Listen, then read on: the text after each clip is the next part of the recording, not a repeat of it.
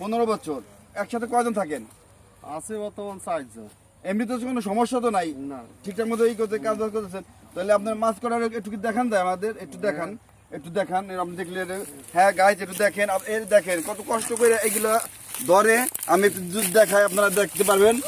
তো আসলে দেখেন, এই দেখেন শুধু মানুষ তো কত না আরামেই করে, কিন্তু এর দেখেন খেটে খাওয়া মানুষের কত কষ্ট। এই দেখেন, এই দেখেন, কই আমি একটু হাতে দেখাই।